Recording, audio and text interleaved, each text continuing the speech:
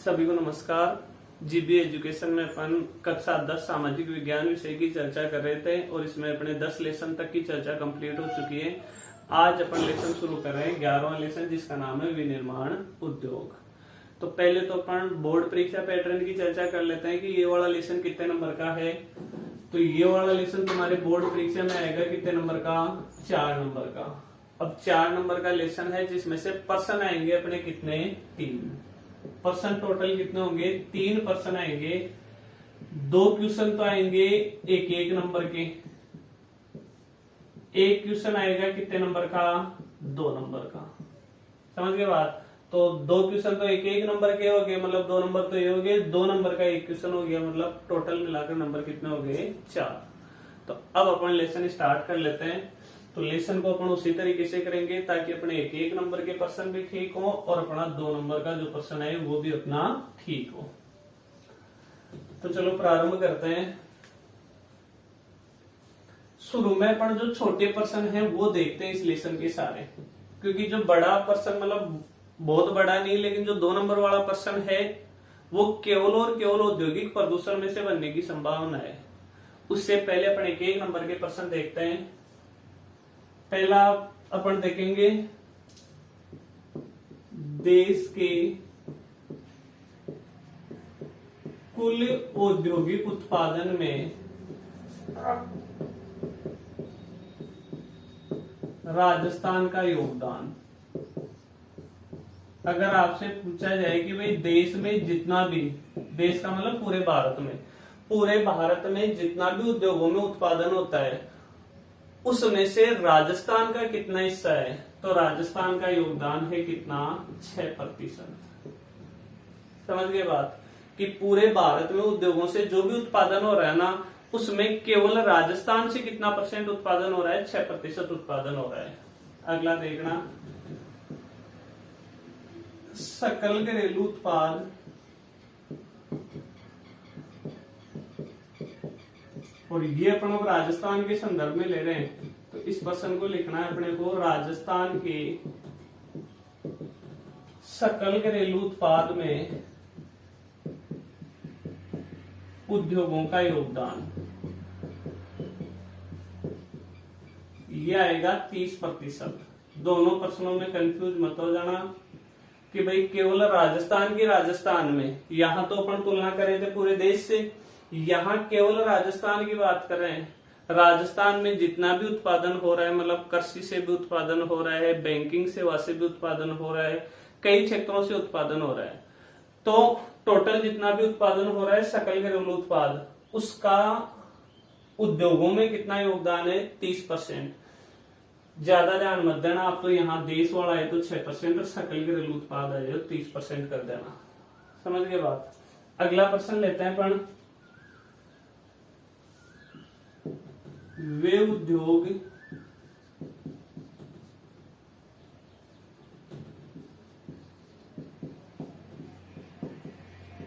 जिनमें राजस्थान का देश में पहला स्थान है।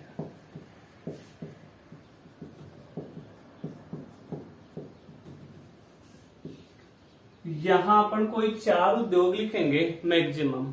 हालांकि मैक्सिमम आपसे 2 पूछे जाएंगे, 4 पूछे भी नहीं जाएंगे, लेकिन फिर भी आप 4 दिमाग में रखोगे कम से कम कि भाई ऐसे उद्योग कौन कौन से हैं राजस्थान में, जिन उद्योगों का पूरे देश में राजस्थान का पहला स्थान है। तो एक तो अपन बात करें सीमेंट उत्पादन में पूरे देश में पहला स्थान किसका आता है? राजस्थान का।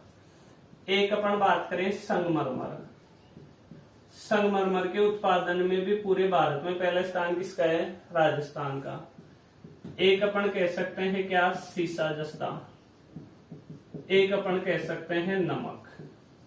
तो ये कुछ उद्योग ऐसे हैं कि भाई इन उद्योगों का पूरे देश में पहला स्थान किसका आता है? राजस्थान का आता है। समझ गए? अगला प्रश्न अपन लेते हैं, सीसा जस्ता उद्योग कहाँ है?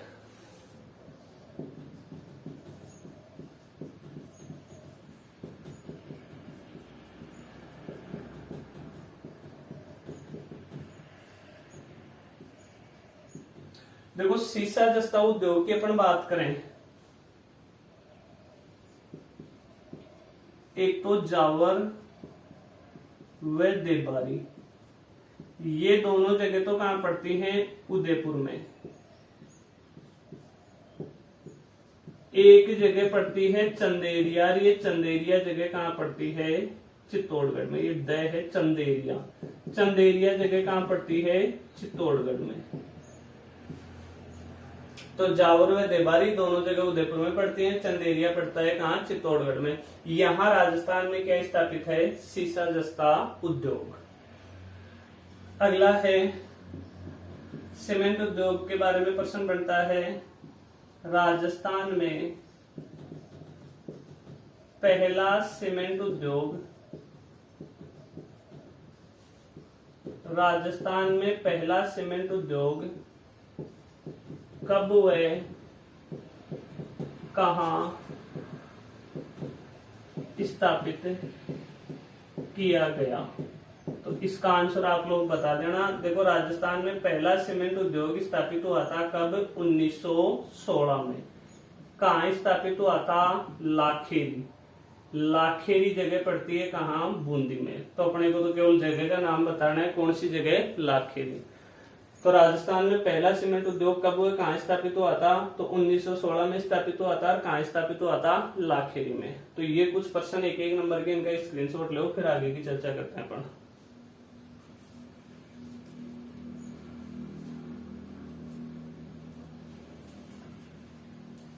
देखो सीमेंट को लेके ही कुछ प्रश्न और हैं।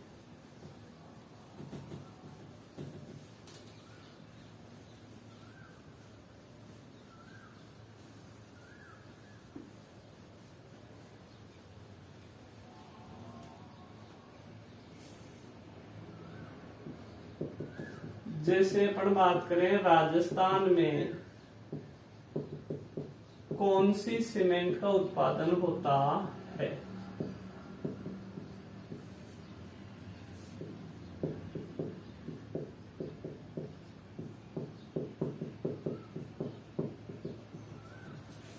तो राजस्थान में दो प्रकार की सीमेंट का उत्पादन होता है। एक तो होती है पोर्टलैंड सीमेंट।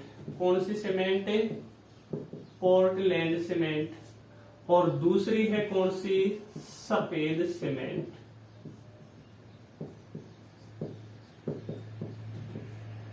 राजस्थान में जितने भी सीमेंट का उत्पादन होता है उसमें से 90% सीमेंट तो कौन सी उत्पादित होती है? Portland cement. और बच गई कितने परसेंट? 10% कौन सी सीमेंट उत्पादित होती है? सफेद सीमेंट। हालांकि प्रतिशत आपको याद रखने की आवश्यकता नहीं है, लेकिन प्रतिशत लिखने का उद्देश्य मेरा ये था यहाँ पे, क्योंकि प्रश्न ऐसे भी पूछा जा सकता है राजस्थान में सर्वाधिक उत्पादन किस सीमेंट का होता है? तो फिर अपना आंसर केवल क्या होगा? Portland cement. समझ गए बात? तो ओवरऑल अपन बात करें तो राजस्थान में दो प्रकार की सीमेंट का उत्पादन होता है। पहली है पोर्टलैंड सीमेंट और दूसरी है सफेद सीमेंट। फिर अपने देखो सफेद सीमेंट को लेकर प्रश्न बनता है कि राजस्थान में सफेद सीमेंट के कारखाने कहां हैं?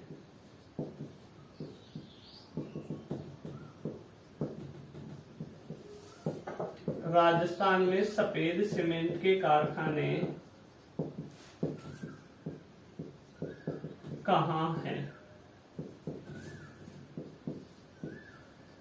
एक तो है कहां पे? खारिया खंगार। खारिया खंगार तो पड़ता है कहां पे? जोधपुर में। एक कहां है सफेद सीमेंट का कारखाना? गोटन। गोटन पड़ता है कहां पे? नागौर में। तो ये दो जगह ऐसी हैं राजस्थान में जहां पे सफेद सीमेंट के कारखाने हैं। एक जगह तो है खारिया खंगार, दूसरी जगह है कौन सी? गोटन।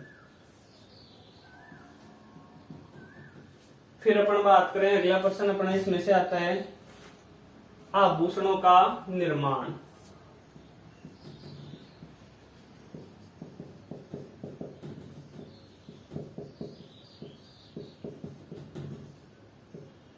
देखो दो जगह ये क्वेश्चन ही है, अब इसका आंसर मैं डायरेक्ट सामने ही लिख देता हूं। आभूषणों का निर्माण दो जगह होता है राजस्थान में। एक तो होता है कहां? जयपुर में। और एक होता है कहां? प्रतापगढ़ में।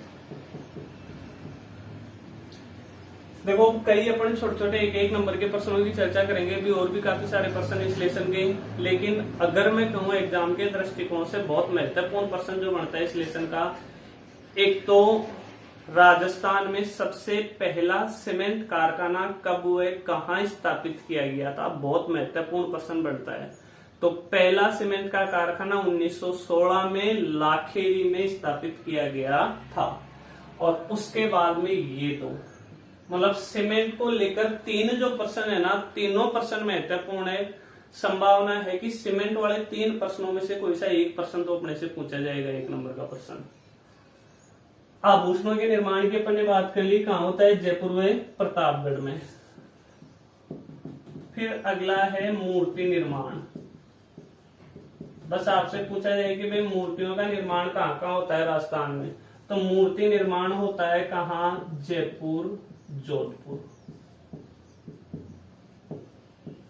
आसानी है, जयपुर तो कॉमन आ ही रहा है, जयपुर में तो आभूषणों का निर्माण भी होता है, तो मूर्ति का निर्माण भी होता है। मूर्ति निर्माण के बाद में अपन बात करें लाख का सामान व चूड़ियां।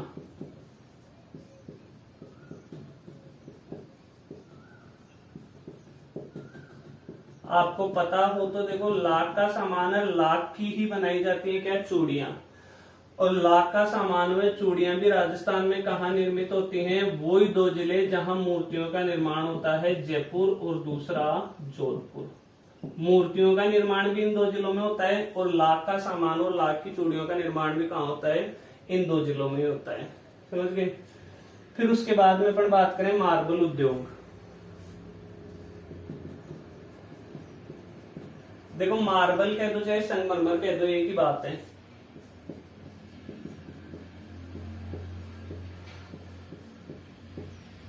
राजस्थान में मार्बल उद्योग कहाँ कहाँ है, एक तो है किशनगढ़, एक है कहाँ, मकराना। तो दो जगह याद रखोगे आप, कहाँ कहाँ है, किशनगढ़, और दूसरी जगह कौन सी है, मकराना। मकराना है, मकराना। ले इसका स्क्रीनशॉट, फिर आगे के प्रश्नों की चर्चा करते हैं अपन।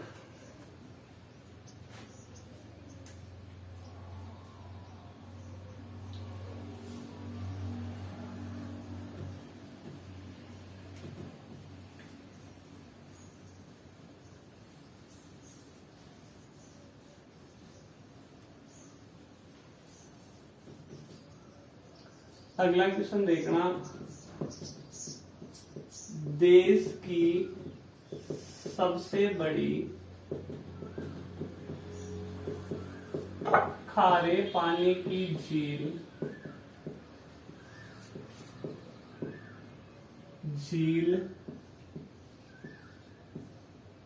जहां सर्वाधिक नमक का उत्पादन होता है।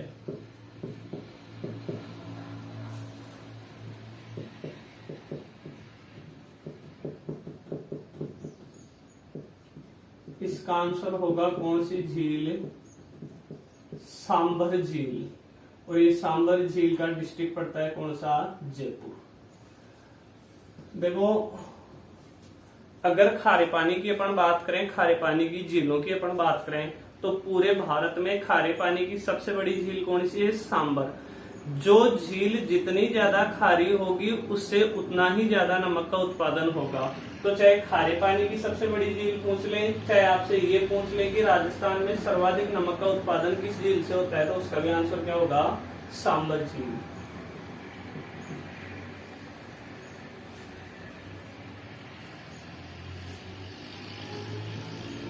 अगला है सोडियम सल्फेट का कारखाना।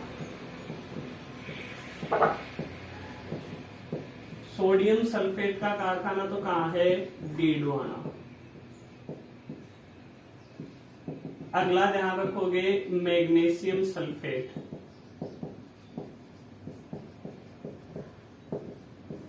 मैग्नीशियम सल्फेट का कारखाना कहाँ है, पंचपद्रा। सोडियम सल्फेट का कारखाना आपसे पूछा जाए तो डीडवाना में होगा, मैग्नीशियम सल्फेट का कारखाना पूछा जाए तो पंचपद्रा में होगा। अब उसके बाद में है ये आपके एक एक नंबर के जो भी प्रश्न थे ना उनकी चर्चा कंप्लीट। अब अपन देखो 4 प्रश्न लेंगे औद्योगिक प्रदूषण से, और वो चारों प्रश्न बनते हैं आपके कितने थे नंबर के, 2-2 नंबर के। तो अब तक जो भी प्रश्न अपन ने लिए थे संभावना है कि वो एक एक नंबर में ही पूछे जाएंगे, समझ रहे हो बात। और अब अपन बात करेंगे जो 2-2 नंबर के प्रश्न आपके बन सकते हैं, तो इसका स्क्रीनशॉट लो, फिर चर्चा करते हैं अपन।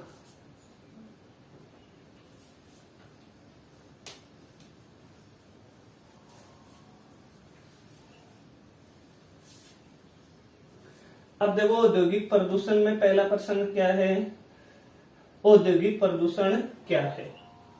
सिंपल पहला प्रश्न तो यही।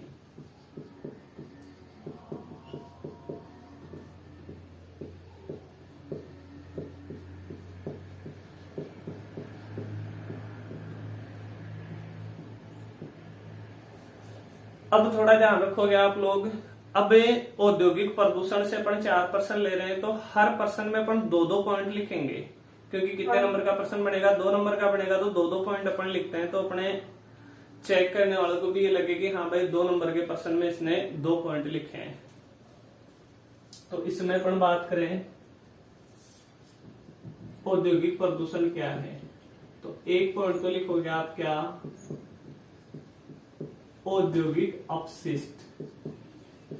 औद्योगिक अपशिष्ट का मतलब होता है उद्योगों से जो गंदा पदार्थ निकलता है ना, उसे कहते हैं अपन औद्योगिक अपशिष्ट। और आपको पता होना चाहिए इस औद्योगिक अपशिष्ट से मतलब उद्योगों का जो कूड़ा कचरा या गंदा पदार्थ होता है, उससे आज प्रकृति का काफी विनाश हो रहा है। प्रकृति का ही नहीं, पूरी मानव सभ्यता का विनाश हो रहा है। इसी को क्या कहते हैं, औद्योगिक प्रदूषण कहते हैं। औद्योगिक अपशिष्ट के कारण मानव सभ्यता व संपूर्ण प्रकृति का विनाश, संपूर्ण प्रकृति का विनाश हो रहा है। इसे ही औद्योगिक प्रदूषण कहते हैं।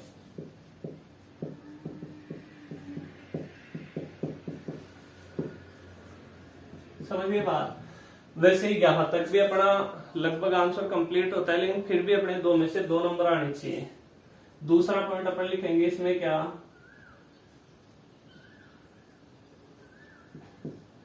दिल्ली, मुंबई, चेन्नई, कलकत्ता जैसे शहरों में उद्योगों से जल प्रदूषण व वायु प्रदूषण हो रहा है।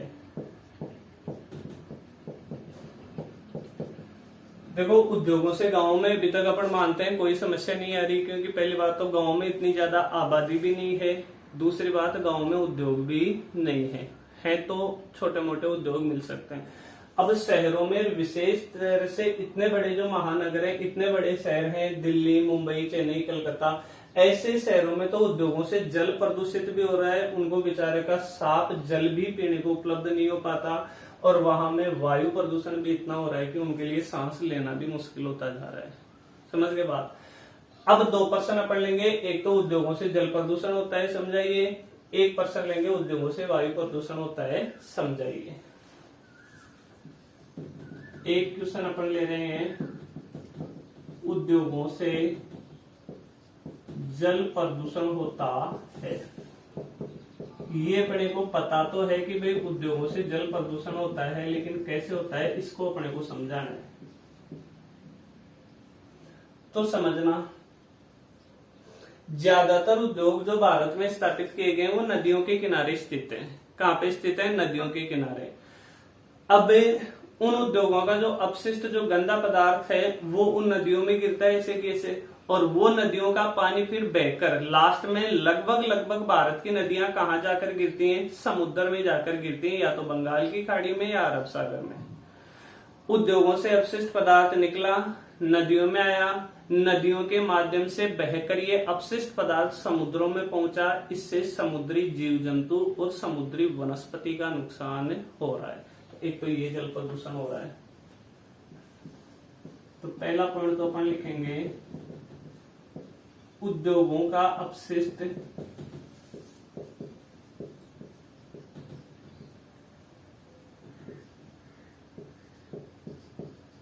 नदियों में बहकर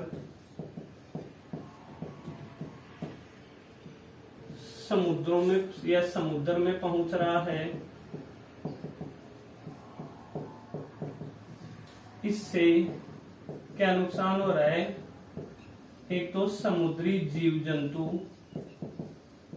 और एक वनस्पति। समुद्री जीव जंतु व वनस्पति नष्ट हो रहे हैं।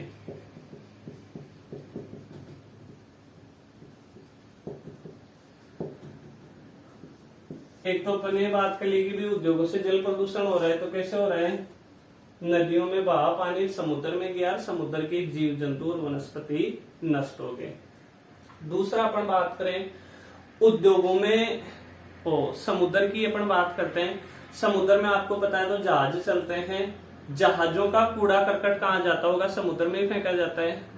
समझ गए बात? इसके अलावा कई बार समुद्र में परमाणु परीक्षण भी किया जाता है, इससे भी समुद्र प्रदूषित हो रहा है। समझना इसको। जहाजों के कूड़े करकट, जहाजों का कूड़ा करकट या कचरा लिख दो अपन सिंपल भाषा में, जहाजों के कचरे तथा समुद्र में हो रहे परमाणु परीक्षण से भी समुद्र का जल प्रदूषित हो रहा है। तो एक चीज आप यहाँ गौर करना, जल प्रदूषण में अपन मोस्टली कौन से जल की बात करते हैं? समुद्री जल की बात कर रहे हैं, क्योंकि पहले पॉइंट में भी अपन ने समुद्र के जल की बात की कि भाई समुद्र के जीव जंतु वनस्पति नष्ट हो रहे हैं। यहाँ भी दूसरे पॉइंट में भी अपन ने समुद्र के जल को प्रदूषित होने की बात की है। तो जल प्रदूषण समझाने के लिए आप ये 2 पॉइंट लिख देना। समझ गए बात? अब अगला प्रश्न लेंगे अपन, वही प्रश्न कि भाई उद्योगों से वायु प्रदूषण होता है, समझाइए। तो आप इसका स्क्रीनशॉट लो, फिर उसकी बात करते हैं अपन।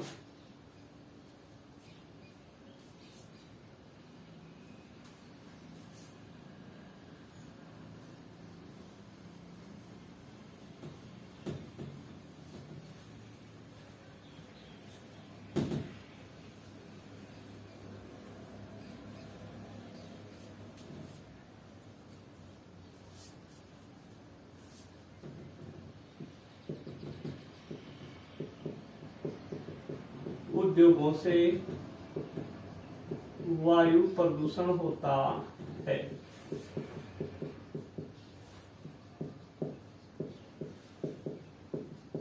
समझाइए।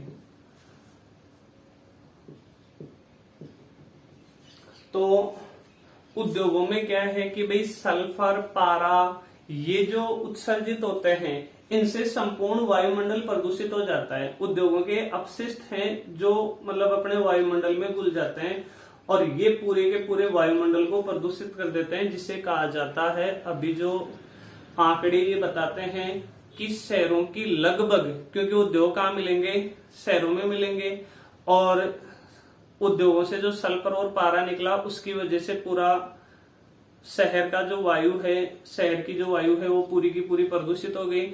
इस कारण आंकड़े ये बताते हैं कि शहरों की लगभग 30% जनसंख्या श्वास की बीमारी से ग्रसित है।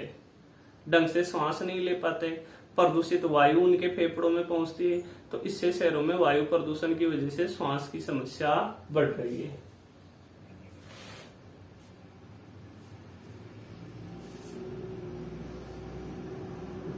तो पहला पॉइंट लिखेंगे अपन, उद्योगों से निकलने वाले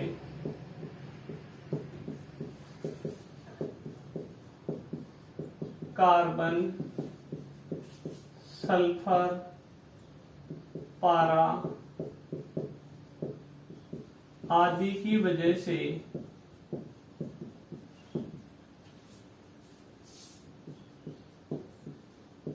संपूर्ण वायुमंडल प्रदूषित हो रहा है।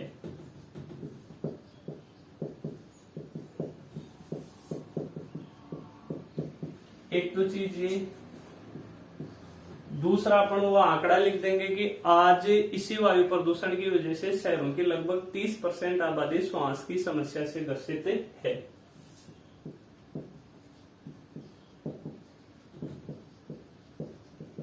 इसी वायु प्रदूषण की वजह से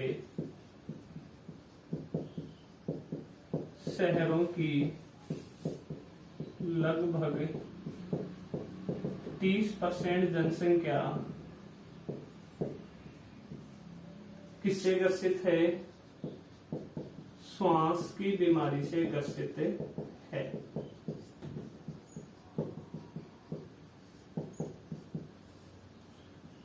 ये अपना उद्योगों से वायु प्रदूषण होता है, इसका आंसर कंप्लीट होता है।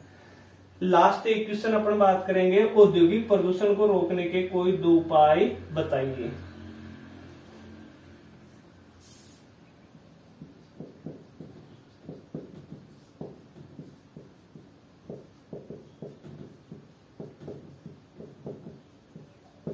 रोकने के कोई 2 उपाय बताइए।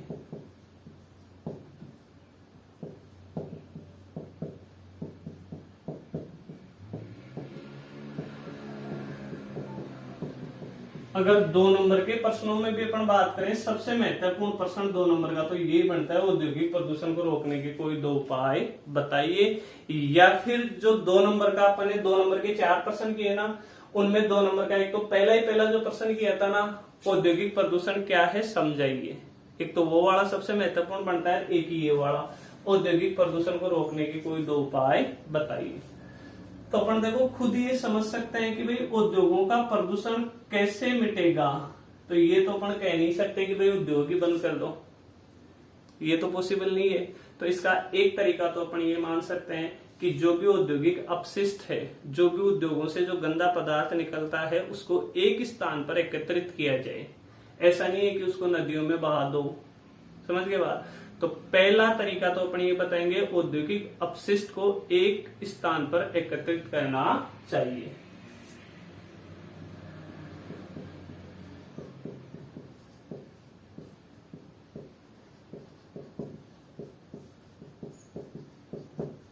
औद्योगिक अपशिष्ट को एक निश्चित स्थान पर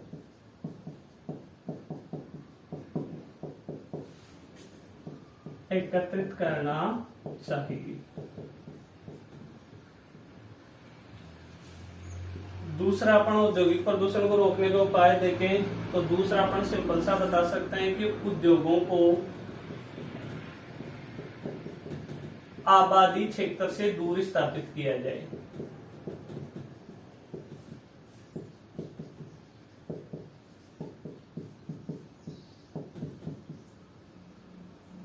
मतलब जहां आबादी कम हो या आबादी ना के बराबर हो, उस जगह उद्योगों की स्थापना की जानी चाहिए, ना कि ज्यादा आबादी वाले क्षेत्र में, ताकि जनसंख्या पर उसका दुष्प्रभाव ना पड़े। और दोनों में से कोई सा पॉइंट भूल जाओ तो एक रामबाण इलाज है वृक्षारोपण, हर एक समस्या का समाधान। ये भी औद्योगिक प्रदूषण को रोकने का एक उपाय है। 2 याद रख लेना, अगर बाई चांस दोनों में से कोई भूल जाओ तो 1 पॉइंट आप वृक्षारोपण लिख देना, ये भी अपने आप में एकदम सही है। अब देखो ये वाला लेसन तो अपना कंप्लीट होता है। अगला जो वीडियो होगा उसमें अपन लेसन नंबर 12 की चर्चा करेंगे। आप इसका स्क्रीनशॉट लो। नेक्स्ट वीडियो में फिर अपनी मुलाकात होती है, तब तक के लिए धन्यवाद। जय हिंद, जय भारत।